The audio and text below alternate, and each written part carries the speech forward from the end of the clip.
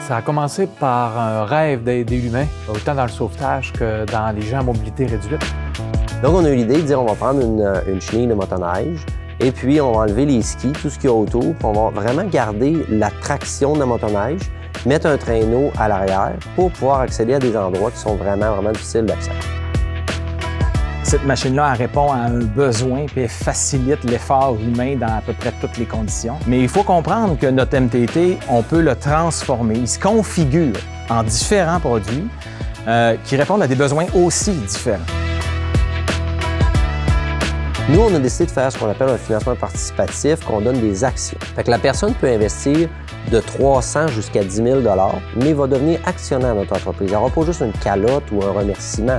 La valeur de l'entreprise actuellement, c'est 75 millions. Fait que quelqu'un qui dit « moi, je mets 300 là-dedans », l'objectif, nous, dans les 24 à 36 mois prochains, c'est de faire augmenter cette valeur-là. Puis au moment où on va rentrer en bourse, bien, c'est là qu'il va y avoir un gros gain.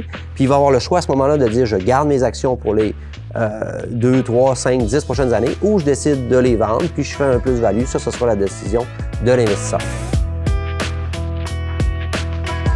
L'avantage de notre machine, c'est que c'est un produit qui est industriel, commercial, qui sert à institutionnel, donc tout ce qui est les villes, les municipalités, ces choses-là.